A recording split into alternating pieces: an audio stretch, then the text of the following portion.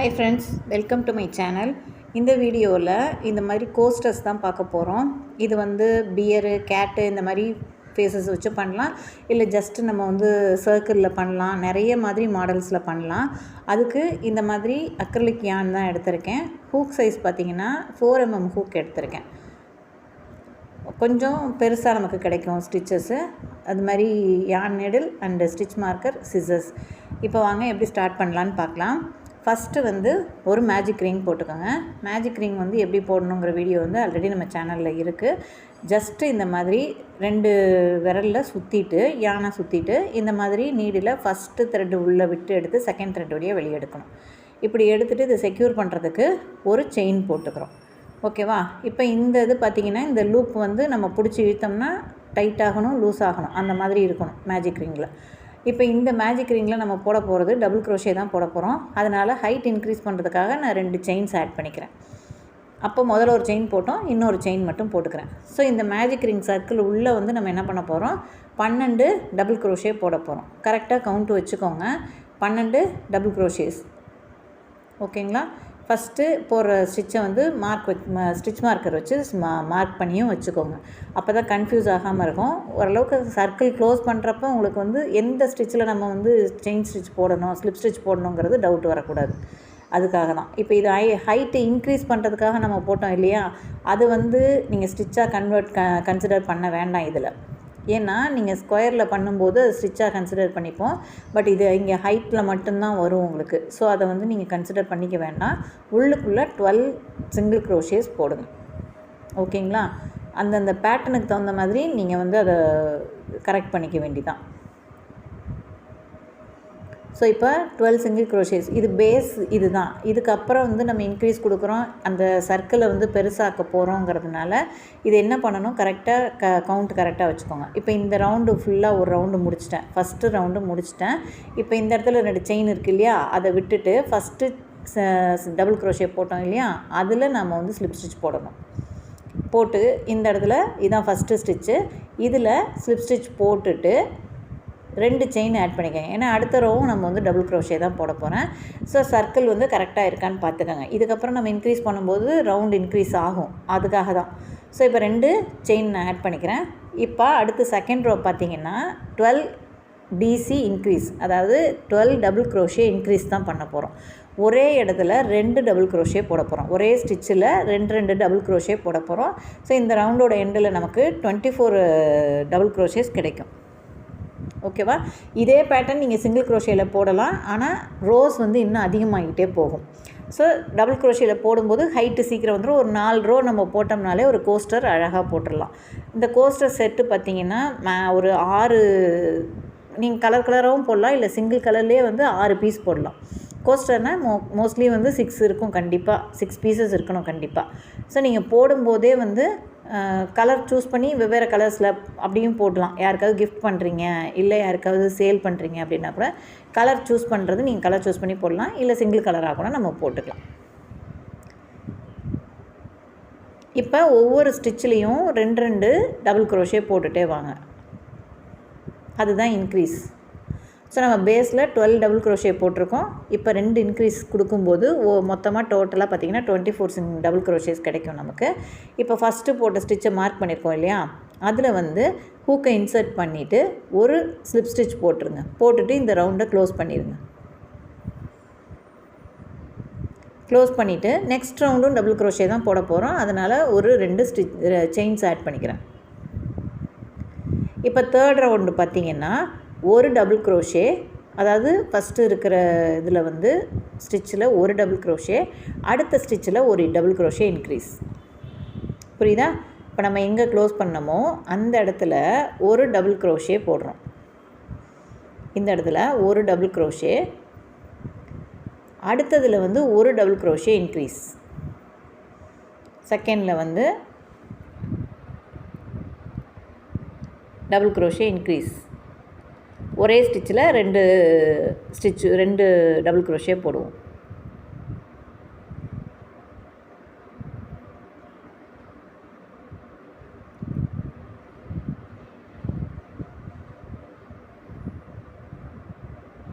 So கரெக்டாக போட்டுட்டு வாங்க. இது வந்து பேட்டர்ன் சொல்லிக்கிட்டே போட்டிங்கன்னா ஈஸியாக வந்துடும். ஒரு டபுள் க்ரோஷே, ஒரு டபுள் க்ரோஷே இன்க்ரீஸ், ஒரு டபுள் க்ரோஷே, ஒரு டபுள் க்ரோஷே இன்க்ரீஸ், அப்படியே வரும்போது உங்களுக்கு கரெக்டாக இருக்கும். இந்த ரவுண்டோட எண்டில் பார்த்திங்கன்னா நமக்கு 36 சிங்கிள் டபுள் க்ரோஷேஸ் கிடைக்கும் நமக்கு.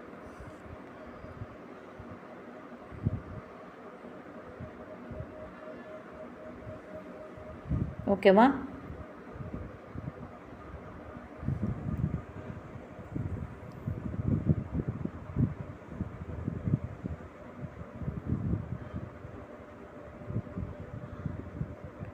ஸோ இது வந்து பேட்டர்னை மாற்றிடாதீங்க. ஒரு டபுள் க்ரோஷே போடணும், அடுத்த ஸ்டிச்சில் ஒரு டபுள் க்ரோஷே இன்க்ரீஸ், ஒரு டபுள் க்ரோஷே, ஒரு டபுள் க்ரோஷே இன்க்ரீஸ்னு இந்த ரவுண்டு ஃபுல்லாகவே நம்ம அப்படியே தான் போட போகிறோம்.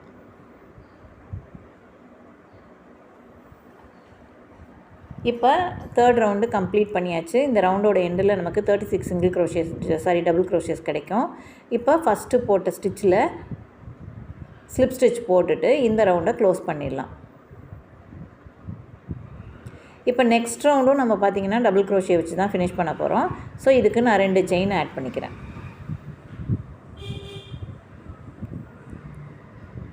இப்போ ஃபோர்த் ரோ பார்த்திங்கன்னா ஒரு டபுள் க்ரோஷே இன்க்ரீஸ், அடுத்து 2 தனித்தனி டபுள் க்ரோஷே போட போகிறோம். இப்போ ஃபஸ்ட்டு இங்கே போடும்போது போட்டுட்டு ஸ்டிச் மார்க்கர் வச்சு மார்க் பண்ணிக்கோங்க. இந்த இடத்துல நான் வந்து என்ன பண்ண போகிறேன், இன்னொரு டபுள் க்ரோஷே, அதாவது இன்க்ரீஸ் இல்லையா, ஸோ இன்னொரு டபுள் க்ரோஷே அதே இடத்துல நான் போட்டுக்கிறேன்.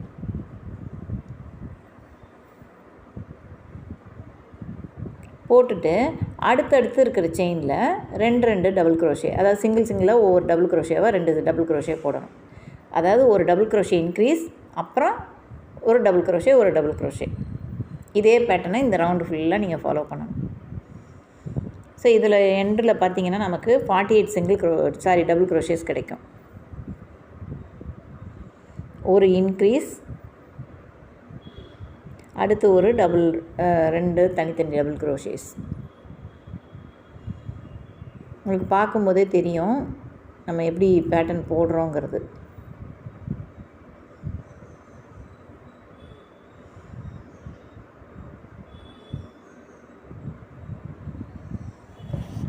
இப்போ இந்த ரவுண்டு ஃபுல்லாக நம்ம அப்படி தான் போட போகிறோம். ஒரு இன்க்ரீஸு, ஒவ்வொரு டபுள் க்ரோஷே தனித்தனியாக. ஸோ இந்த ரவுண்டு கம்ப்ளீட் பண்ணியாச்சு.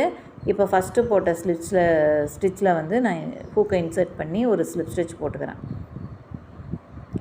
ஸோ இப்போ இந்த கோஸ்டர் வந்து இதையே நீங்கள் வெறும் பிளெயின் கோஸ்டராக இதே மாதிரி சர்க்கிளாக கொடுக்கணுன்னா இது இப்படியே இந்த சைஸ் போதும்னா இதோடய ஓகே. அப்படி இல்லை, இந்த சைஸை இன்னும் கொஞ்சம் எக்ஸ்டெண்ட் பண்ணணும்னு நினச்சிங்கன்னா அடுத்த ரவுண்டு வந்து 3 சிங்கிள் க்ரோஷே, அது ஒரு இன்க்ரீஸ் 3 டபுள் க்ரோஷே ஒரு இன்க்ரீஸ் கொடுத்து நம்ம ஸ்டிச் போடலாம். ஸோ எனக்கு வந்து இந்த சைஸ் போதும். நான் இந்த 2 சைடும் வந்து ஜஸ்ட்டு ஒரு இயர்ஸ் மாதிரி, பியரோட இயர்ஸ் மாதிரி கொடுக்க போகிறேன். ஸோ அந்த மாதிரி கொடுக்கும்போது கொஞ்சம் அது பியர் மாதிரி நமக்கு தெரியும் இல்லையா, அதனால் நான் வந்து பியருக்கு ஒரு இயர்ஸ் மாதிரி கொடுத்து இது பண்ண போகிறேன், கம்ப்ளீட் பண்ண போகிறேன். ஸோ நம்ம அடுத்து போட போகிறது ஒரு சிங்கிள் க்ரோஷே, அதுக்கு ஒரு செயின் ஆட் பண்ணிக்கோங்க. ஆட் பண்ணிவிட்டு அதே இடத்துல ஒரு சிங்கிள் க்ரோஷே போட்டுக்கோங்க. எங்கே முடித்தோமோ அங்கேயே ஒரு சிங்கிள் க்ரோஷே நம்ம போட்டுக்கிறோம். அடுத்த ஸ்டிச்சில் ஒரு டபுள் க்ரோஷே போட்டுக்கிறோம். பேசிக் ஸ்டிச்சஸ் எல்லாம் கண்டிப்பாக பார்த்துட்டு இந்த வீடியோ பாருங்கள். அடுத்த ஸ்டிச்சில் 3 ட்ரிபிள் க்ரோஷே நம்ம போட போகிறோம். ஒரே ஸ்டிச்சில் 3 ட்ரிபிள் க்ரோஷே போட போகிறோம். ஓகேவா? ஹூக்கில் யானை 2 தடவை சுற்றிட்டு ஒரு தடவை ஹூக்கை இன்சர்ட் பண்ணி ஃபஸ்ட்டு ஒரு சிங்கிள் க்ரோஷே, அடுத்து ஒரு சிங்கிள் க்ரோஷே, அதுக்கு அடுத்து ஒரு சிங்கிள் க்ரோஷே. இதுதான் triple crochet. 3 triple crochet, 3 single crochet சேர்ந்தது தான் ஒரு ட்ரிபிள் க்ரோஷே நமக்கு. இப்போ ஃபஸ்ட் டைம் எடுக்கிறேன், செகண்ட் டைம் எடுக்கிறேன், தேர்ட் டைமும் எடுக்கிறேன். ஓகேவா? இப்போ இதே மாதிரி அதே இடத்துல ஹூக்கை இன்சர்ட் பண்ணி 3 ட்ரிபிள் க்ரோஷே நம்ம போடுறோம்.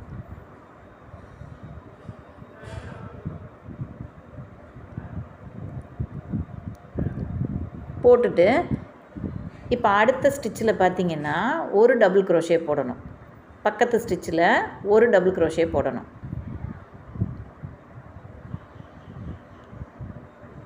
அதுக்கு அடுத்த ஸ்டிச்சில் ஒரு சிங்கிள் க்ரோஷே போடணும்.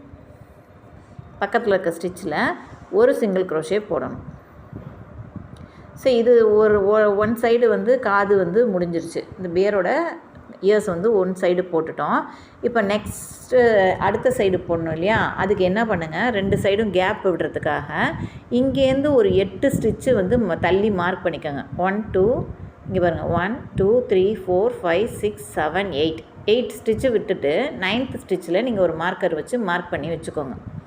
இப்போ இங்கேருந்து என்ன பண்ண போகிறோம்னா, ஒவ்வொரு ஸ்டிச்சிலையும் ஒவ்வொரு ஸ்லிப் ஸ்டிச் மட்டும் போட்டுட்டு வாங்க. அப்படியே ஹுக் இன்சர்ட் பண்ணி யானை எடுத்து அப்படியே இந்த இதில் லூக்கில் விட்டு எடுக்க வேண்டியது தான். நார்மலாக ஸ்லிப் ஸ்டிச் போடுவோம்ல, அது மாதிரி அந்த ஹெட் போர்ஷன் மாதிரி இருக்கிற ஏரியாவில் ஃபுல்லாக வந்து ஒரு ஸ்லிப் ஸ்டிச் மட்டும் போட்டுட்டு வாங்க. மொத்தம் 8 ஸ்லிப் ஸ்டிச் போடணும் அந்த இடத்துல. போட்டுட்டு அடுத்த காது வந்து நம்ம எப்படி போடணும்னு போடுறோமோ இந்த பேட்டர்ன் எப்படி போட்டோமோ அதே தான் அந்த பக்கம் திரும்ப ரிப்பீட் பண்ண போகிறோம்.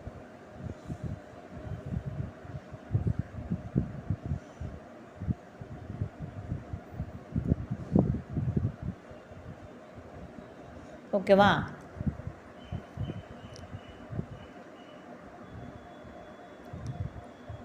இப்போ இந்த மாதிரி இருக்கிற 8 ஸ்டிச்லேயும் ஒவ்வொரு ஸ்லிப் ஸ்டிச் போட்டுட்டு நம்ம மார்க் பண்ணி வச்சுருக்கோம்ல, அந்த ஸ்டிச்சில் என்ன பண்ண போகிறோம்னா, ஃபஸ்ட்டு ஒரு சிங்கிள் க்ரோஷே, அந்த காது எப்படி போட்டோமோ அதே தான். ஒரு சிங்கிள் க்ரோஷே, ஒரு டபுள் க்ரோஷே, 3 ட்ரிபிள் க்ரோஷே ஒரே ஸ்டிச்சில், அப்புறம் ஒரு டபுள் க்ரோஷே, ஒரு சிங்கிள் க்ரோஷே. இதே பேட்டர்னை அப்படியே திரும்பி ரிப்பீட் பண்ண போகிறோம்.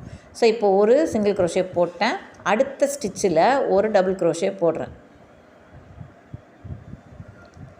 அதுக்கு அடுத்த ஸ்டிச்சில் 3 ட்ரிபிள் க்ரோஷே நம்ம போடணும். இப்போ ஒரு ட்ரிபிள் க்ரோஷே போடுறேன். ஒரே ஸ்டிச்சில் தான் 3 ட்ரிபிள் க்ரோஷேயும் நீங்கள் போட போகிறீங்க.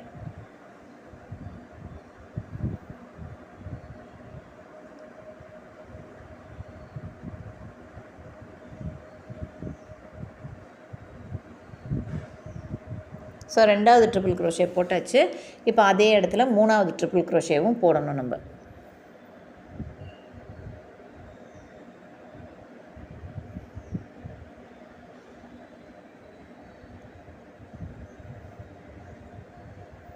இதை போட்டுட்டு அடுத்து வந்து ஒரு டிசி, அதாவது டபுள் க்ரோஷே, அடுத்த ஸ்டிச்சில் ஒரு டபுள் க்ரோஷே போடணும்.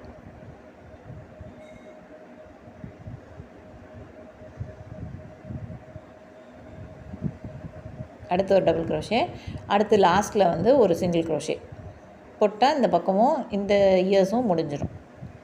ஓகேவா? இப்போ என்ன பண்ணுங்கள், பக்கத்தில் இருக்க ஸ்டிச்சில் ஒரு ஸ்லிப் ஸ்டிச் போட்டுட்டு ஒரு செயின் போட்டு முடிச்சிருங்க. இதிலே செயின் போட வேண்டாம். பக்கத்தில் இருக்க ஸ்டிச்சில் ஒரு ஸ்லிப் ஸ்டிச் போட்டுட்டு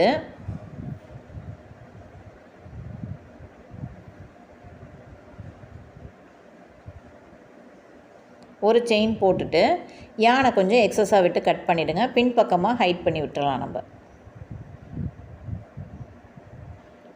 அதுக்கு யான் நீடில் வச்சு கோர்த்து எடுத்து பின்பக்கமாக நம்ம ஹைட் பண்ணிடலாம். இப்போ நம்ம கோஸ்டர் ரெடி ஆகிடுச்சு. இது உங்களோட விருப்பம்தான். இந்த சைஸ் போதும்னாலும் ஓகே, இல்லை இன்னொரு ரவுண்டு எக்ஸஸ் போடுறதுனாலும் போடலாம். ஸோ இந்த மாதிரி யானை வந்து யான் நீடில் கோர்த்துட்டு உள் பக்கமாக ஒரு 2-3 தடவை சொருகி விட்டுட்டிங்கன்னா அது வந்து பிரிஞ்சு வராது நமக்கு எப்பயுமே.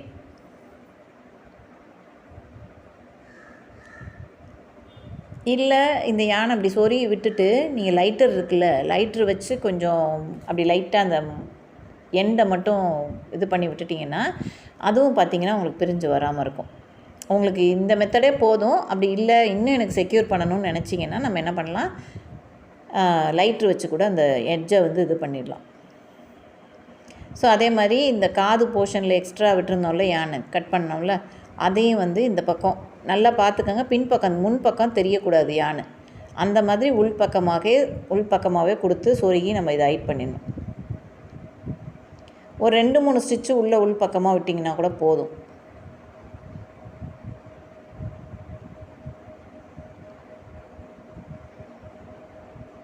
கரெக்டாக பின்பக்கம் அந்த பக்கம் ரைட் சைடு தெரியாமல் இருக்கணும், அந்த மாதிரி பண்ணிக்கணும்.